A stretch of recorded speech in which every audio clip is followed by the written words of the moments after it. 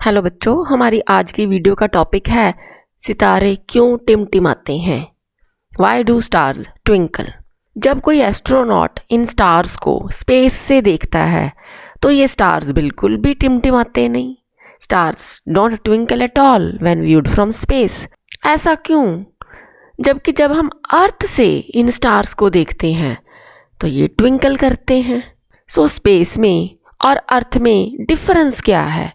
क्यों स्पेस में stars twinkle करते हुए नहीं दिखाई देते, जबकि अर्थ से जब हम स्टार्स को देखते हैं तो स्टार्स ट्विंकल करते हुए नजर आते हैं? क्या डिफरेंस है स्पेस और अर्थ में? The difference lies in the atmosphere.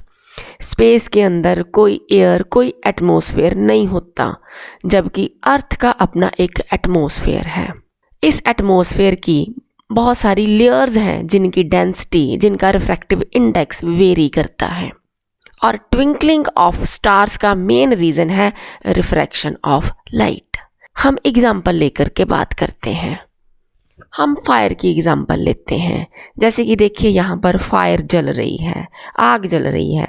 Fire के ऊपर और साइड्स पर, यानी कि above and around the fire, air गर्म होती है, उसकी डेंसिटी कम होती है as compare to the layer of air further up. और हॉट एयर का रिफ्रैक्टिव इंडेक्स स्लाइटली लेस होता है as compare to the refractive index of cooler air.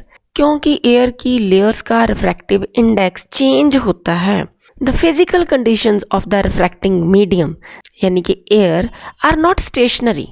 सो जो भी ऑब्जेक्ट हम फायर के थ्रू देखते हैं उनकी पोजीशन हमें फ्लक्चुएटिंग नज़र आती है, एक वेवरिंग सा इफेक्ट नज़र आता है। The reason is refraction of light.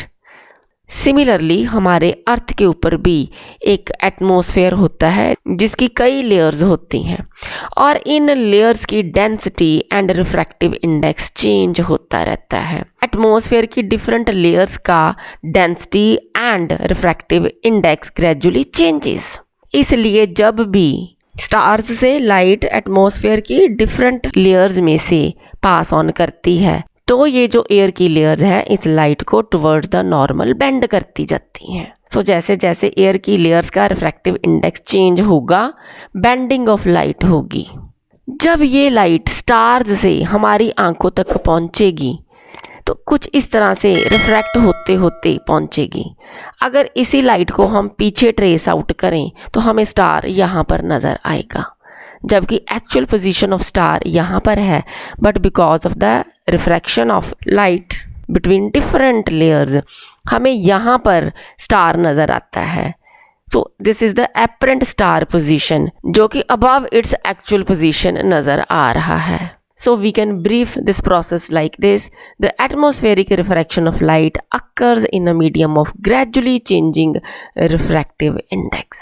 क्योंकि हमारे एटमॉस्फेयर की लेयर्स का refractive index keeps on changing. Since the atmosphere bends starlight towards normal, the apparent position of star is slightly different from its actual position. The star appears slightly higher or above than its actual position when viewed from horizon. तो जब horizon से हम stars को देखते हैं तो वो अपनी एक्चुअल पोजीशन से थोड़ा ऊपर नज़र आते हैं, अबव देयर एक्चुअल पोजीशन नज़र आते हैं।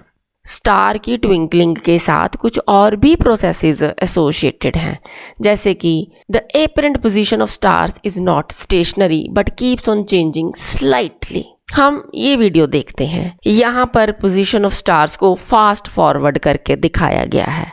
देखिए, जब हम इसको फास्ट फॉरवर्ड करते हैं तो कितनी clearly we can observe stars keep on changing their positions. जबकि नॉर्मली ये जो स्टार्स की पोजीशन का डिफरेंस है ये बहुत स्लो होता है, बहुत ग्रेजुअल चेंज होती है, बट चेंज तो होती है। क्योंकि स्टार्स की पोजीशन स्टेशनरी नहीं है, ये स्लाइटली चेंज होती रहती है। और हमारी physical conditions of the earth's atmosphere ये भी स्टेशनरी नहीं है, इसलिए जो लाइट रेज स्टार्स से हमारी तरफ आती हैं उन लाइट रेज का जो पाथ है वो चेंज होता रहता है स्लाइटली। इसीलिए जो एपरेंट पोजीशन है स्टार्स की वो फ्लक्चुएट करती हुई दिखाई देती है। इस स्टार लाइट का जो अमाउंट हमारी आंखों के अंदर एंटर करता है वो भी फ्लिकर करता हुआ नजर आता है। समटाइम्स ये स्टार्स हमें बहुत ब्राइट से नजर आते हैं, समटाइम्स हमें थोड़े से फेंट या फीके से नजर आते हैं।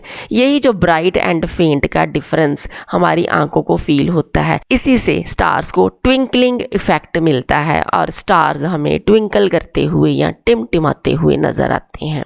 लेकिन जब हम प्लैनेट्स को देखते हैं ये तो ट्विंकल करते हुए नज़र नहीं आते, जबकि होते तो ये भी स्पेस में ही है। ऐसा क्यों? पहला रीज़न तो ये है कि ये प्लैनेट्स जो हैं स्टार्स के कंपैरेटिवली बहुत क्लोज होते हैं टू द अर्थ और ये एक्सटेंडेड सोर्स ऑफ लाइट की तरह हमें नज़र आते हैं। अगर हम स्टार्स की बात करें तो ये point sized sources of light होते हैं।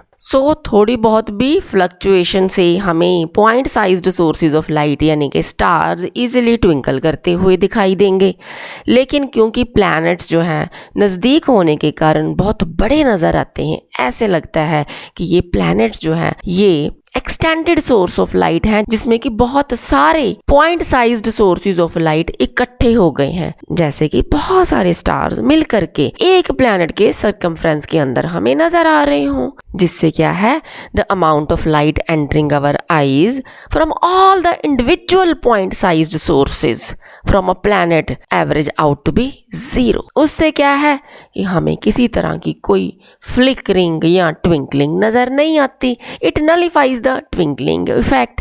इसीलिए प्लैनेट्स हमें टिमटिमाते हुए नजर नहीं आते, जबकि स्टार्स हमें टिमटिमाते हुए नजर आते हैं। सो बेसिक रीजंस क्या हैं इसके? अर्थ के एटमॉस्फेयर के अंदर डिफरेंट लेयर्स का होना, जिनकी डेंसिटी, जिनका रिफ्रैक्टिव इंडेक्स चेंज होता है। इन लेयर्स के थ्रू लाइट रेज का रिफ्रैक्ट होना, हमारी आंखों में पहुंचने पर फ्लक्चुएटिंग या फ्लिकरिंग इफेक्ट प्रोड्यूस होना, कभी स्टार्स का डिम कभी ब्राइट नजर आना। All these processes contribute to give a twinkling effect to the stars. I hope you like this video. मिलेंगे अगली वीडियो में अगले साइंस टॉपिक के साथ। इस वीडियो के लिए इतना ही। Thank you so much for watching.